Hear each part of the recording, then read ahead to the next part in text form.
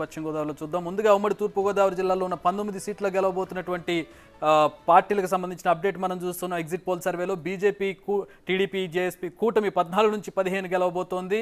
వైఎస్ఆర్సీపీ కేవలం 4 నుంచి 5 గెలవబోతున్నటువంటి పరిస్థితి. సో ఇక్కడ ఉన్నటువంటి నియోజకవర్గాలను మనం చూడవచ్చు. తుని, పత్తిపాడు, పిఠాపురం, కాకినాడ రూరల్, పెద్దాపురం, అనపర్తి, కాకినాడ అర్బన్, ఈ విధంగా రాజమండ్రి రూరల్, రాజమండ్రి అర్బన్ ఎవరెవరు ఎక్కడెక్కడ గెలవబోతున్నారు కూడా మనం చూద్దాం.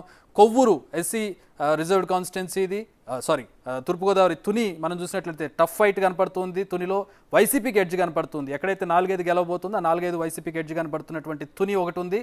పత్తిపాడులో టీడీపీకి గెలిచే అవకాశం కనపడుతుంది. పిఠాపురం జనసేన, ఇది హాట్ సీట్ అని చెప్పుకోవచ్చు. జనసేన గెలవబోతుంది. ఇక్కడ పవన్ కళ్యాణ్ గెలవబోతున్నట్లుగా బిగ్ టీవీ ఎక్స్క్లూజివ్ సర్వేలో మనకి ఎగ్జిట్ పోల్ సర్వేలో తెలుస్తుంది. పిఠాపురం నుంచి జనసేన అధినేత గెలవబోతున్నాడు. కాకినాడ రూరల్ కూడా ఈ వేవ్ అక్కడ కూడా కనపడుతుంది. కాకినాడ రూరల్ కూడా జనసేన గెలవబోతుంది. అయితే ఇక్కడ టఫ్ ఫైట్ ఉంది. జనసేనకి ఎడ్జ్ కనపడుతుంది. పెద్దాపురంలో టీడీపీ గెలవబోతుంది. అనపర్తి కూటమి పార్టీ అయినటువంటి బీజేపీ పోటీ చేసిన దగ్గర బీజేపీ గెలవబోతుంది. కాకినాడ అర్బన్ టీడీపీ గెలుస్తోంది. ముమ్మిడివరం, అమలాపురం, అలాగే కొత్తపేట, మండపేట, రాజమండ్రి అర్బన్, రాజమండ్రి రూరల్లో టఫ్ ఫైట్ ఉంది. రాజమండ్రి అర్బన్ టీడీపీ గెలవబోతుంది. జగ్గంపేట టీడీపీ గెలవబోతుంది. రంపచోడవరం వైసీపీ గెలవబోతున్నట్టుగా మనకి ఎగ్జిట్ పోల్ సర్వే చెబుతుంది. రాజానగరంలో టఫ్ ఫైట్ ఉంది. వైసీపీకి ఎడ్జ్ కనపడుతుంది. రాజమండ్రి రూరల్లో టఫ్ ఫైట్ ఉంది. టీడీపీకి ఎడ్జ్ కనపడుతుంది. రాజోల్లో టఫ్ ఫైట్ ఉంది. జనసేనకు ఎడ్జ్ కనపడుతుంది. ఇక్కడ జనసేన గెలిచే అవకాశం అయితే కనపడుతుంది. బట్ స్టిల్ టఫ్ ఫైట్ ఉంది వైసీపీకి జనసేనకు మధ్యలో. పి గన్నవరంలో జనసేన టఫ్ ఫైట్ ఉంది. వైసీపీకి ఎడ్జ్ కనపడుతున్నటువంటి పరిస్థితి. రామచంద్రాపురం టఫ్ ఫైట్, వైసీపీకి ఎడ్జ్ కనపడుతుంది. కాకినాడ రూరల్ జనసేన పోటీ చేసింది. ఇక్కడ టఫ్ ఫైట్, జనసేనకి ఎడ్జ్ కనపడుతుంది. సో ఇక్కడ టీడీపీ జనసేన కూటమి మెజారిటీ సీట్లు గెలవబోతోంది. వైసీపీ 4 నుంచి 5 స్థానాలు గెలిచే అవకాశం కనబడుతుంది. అందులో కూడా కొన్ని టఫ్ ఫైట్ ఉన్నటువంటి స్థానాలు కూడా మనకు ఉన్నాయి. సో అశోక్, ఉమ్మడి తూర్పుగోదావరి జిల్లా ఏ 2 జిల్లాల్లో అయితే క్లీన్ స్వీప్ లేదంటే మెజారిటీ స్థానాలు గెలిస్తే అక్కడ ప్రభుత్వం ఏర్పాటు చేస్తుందని తూర్పు పశ్చిమ గోదావరి, ఉభయ గోదావరి జిల్లాల గురించి చెప్పుకుంటాం. తూర్పుగోదావరిలో ఇక్కడ టీడీపీ లీడ్ చేస్తున్నటువంటి పరిస్థితి కూటమి. ఎస్, బేసిక్గా ఒకటి మీరు అన్నట్టే ఉభయ గోదావరి జిల్లాలో పర్టికులర్గా ఈస్ట్ గోదావరిని సెంటిమెంట్గా చూస్తుంటారు. ఈస్ట్ గోదావరిలో గతంలో ఉమ్మడి రాష్ట్రం ఉన్నప్పుడు కూడా ఈస్ట్ గోదావరిని క్రైటీరియాగా తీసుకుంటారు. ఈస్ట్ గోదావరిలో ఎక్కువ సీట్లు ఏ పార్టీకి వస్తాయి, కాంగ్రెస్ అయితే కాంగ్రెస్, టీడీపీ అయితే టీడీపీ, వైసీపీ అయితే వైసీపీ. ఎక్కువ సీట్లు ఏ పార్టీకి వస్తే ఆ పార్టీ గవర్నమెంట్ ఫామ్ చేస్తుందని ఆ సెంటిమెంట్ పదే పదే రిపీట్ అవుతుంది. 2014లో టీడీపీకి ఎక్కువ వచ్చాయి. అంతకుముందు 2009లో కాంగ్రెస్ పార్టీకి ఎక్కువ వచ్చాయి. అంతకుముందు 2004లో కాంగ్రెస్ పార్టీకి ఎక్కువ వచ్చాయి. అప్పుడు కాంగ్రెస్ పార్టీ గవర్నమెంట్. 2000 ఇట్లా చూసుకుంటే 99లో టీడీపీకి ఎక్కువ వచ్చాయి, టీడీపీ గవర్నమెంట్. 94లో టీడీపీకి ఎక్కువ వచ్చాయి, టీడీపీఏ గవర్నమెంట్ ఫామ్ చేసింది. అంటే ఉమ్మడి రాష్ట్రం నుంచి మొదలు పెడితే విడిపోయిన తర్వాత కూడా ఆంధ్రప్రదేశ్ అదొక ఈస్ట్ గోదావరి సెంటిమెంట్గా ఉంది. సో ఇదే క్రమంలో ఈసారి మెజార్టీ సీట్లు కూటమికి అంటే బీజేపీ, టీడీపీ, జనసేనకి రాబోతూ ఉన్నాయి. అది మనం బిగ్ టీవీ చేసిన ఈ ఎగ్జిట్ పోల్స్లో రావటం అనేది. కాకపోతే ఇక్కడ ఒక ఈక్వేషన్ ఏమని ఉందంటే టీడీపీ, జనసేన, బీజేపీలో గోదావరి జిల్లాలు 2 కూడా క్లీన్ స్వీప్ చేస్తాయన్న ఆలోచనలో కూటమి ఉంది. ఎందుకంటే అది పవన్ కళ్యాణ్ ఈక్వేషన్ చాలా ఎక్కువగా ఉంది, కాపుల ఈక్వేషన్ చాలా ఎక్కువగా ఉంది, టీడీపీ, జనసేన మీద విపరీతమైన సింపతి ఉంది. ఈ నేపథ్యంలో 19 స్థానాల్లో కనీసం 18 స్థానాలు టీడీపీ కూటమి గెలుస్తుంది అని మొదటి నుంచి ఎక్స్పెక్ట్ చేశారు. కానీ అది 14-15 స్థానాలకు పడిపోవడం అనేది కొంత కూటమికి ఎఫెక్టే నిజానికి.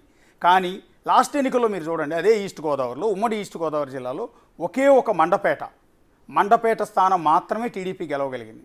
ఒకే ఒక స్థానం గెలిచింది. 19 స్థానాల్లో ఒకే ఒకటి గెలవగలిగింది. సో ఈసారి ఆ స్థానం మిగిలిన అన్ని స్థానాలు గెలిచిన వైసీపీ ఈసారి పూర్తిగా వీకెన్ అయింది.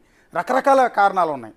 రకరకాల కారణాలు మీకు ఆయన ఒక ఎమ్మెల్సీ ఉన్నారు, ఆయన ఒక డ్రైవర్ని చంపి డెడ్ బాడీని కారులో వేసుకుని దళిత డ్రైవర్ని తీసుకుని, ఆయన పేరు మీకు ఐడియా ఉందా, ఒక ఎమ్మెల్సీ ఆయన మీద విపరీతమైన అలిగేషన్స్ వచ్చాయి.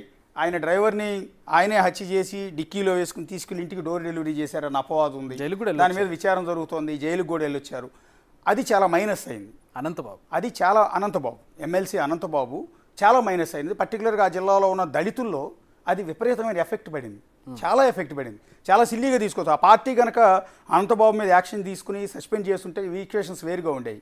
కానీ ఆయన జైలు నుంచి బయటికి రాగానే వైసీపీ కార్యకర్తలంతా పెద్ద ఎత్తున ఊరేగింపుగా దండలు జల్లి, పూలు జల్లి, దండలు వేసి తీసుకొచ్చేటప్పటికి అది ఎస్సీలందరిలో వ్యతిరేకత తీసిపెట్టింది. వాస్తవానికి ఈస్ట్ గోదావరిలో ఎస్సీల్లో వైసీపీకి చాలా పట్టుంది. కానీ ఈసారి ఎస్సీ ఓటు బ్యాంక్ అంతా కూడా కూటమి వైపు అంటే జనసేన వైపు, టీడీపీ వైపు, బీజేపీ వైపు మొగ్గు చూపిందని చెప్పాల్సి ఉంటుంది. అట్లాగే తోట త్రిమూర్తులకు సంబంధించి శిరోముండం కేసు, ఒక దళితులకి గతంలో 30 ఏళ్ల క్రితం జుట్టు తీయించేసిన శిరోమండనం చేయించిన కేసులో కోర్టు శిక్ష వేసింది.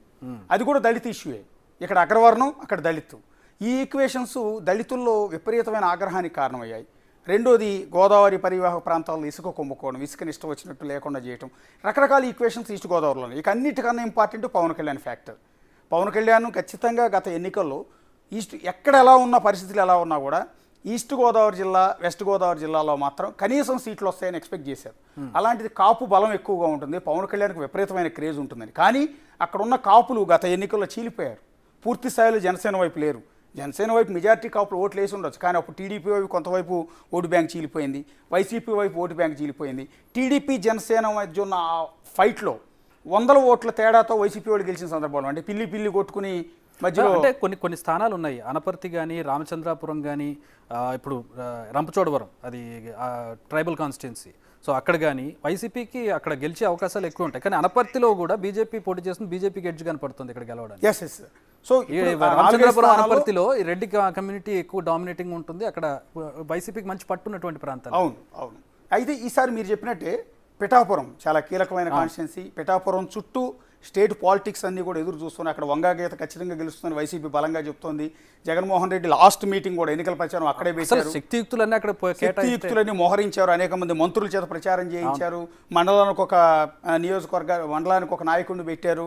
విపరీతంగా డబ్బు ఖర్చు పెట్టారు. అయినా కూడా పవన్ కళ్యాణ్ ముద్రగడను మోహరించారు. అంత చేసినా పవన్ కళ్యాణ్ భారీ మెజార్టీతో గెలవబోతున్నాడు అనేది ఎగ్జిట్ పోల్లో క్లియర్గా ఉంది. నో డౌట్ ఎడ్జ్ కూడా రెండో పార్టీకి లేదు. పవన్ కళ్యాణ్ పిఠాపురం నుంచి గెలవబోతున్నారు. ఎవరో వేశారు నంబర్ ప్లేట్ మీద, బైక్ నంబర్ ప్లేట్ మీద పిఠాపురం ఎమ్మెల్యే తాలూకా అని ఒక జనసేన కార్యకర్త వేసుకున్నాడు. దాన్ని అట్లాగే ఉంచుకోవచ్చు. ఆర్టీఏ నిబంధనలు ఒప్పుకుంటే ఆ కార్యకర్త దాన్ని అలాగే ఉంచుకోరు, ఆర్టీఏ నుంచి పర్మిషన్ తీసుకుంటే. దాని పక్కన పవన్ కళ్యాణ్ పక్కాగా కన్ఫామ్ గా పిఠాపురం నుంచి పవన్ కళ్యాణ్ గెలవబోతూ ఉన్నారు. ఆల్రైట్, నెక్స్ట్ ఉమ్మడి పశ్చిమ గోదావరి జిల్లాకు వెళదాం. నెక్స్ట్ ఉభయ గోదావరి జిల్లాలో మరొక కీలకమైనటువంటి జిల్లా. ఉమ్మడి పశ్చిమ గోదావరి జిల్లాలో ఎన్ని నియోజకవర్గాలు ఉన్నాయి, ఎన్ని నియోజకవర్గాలు ఎవరు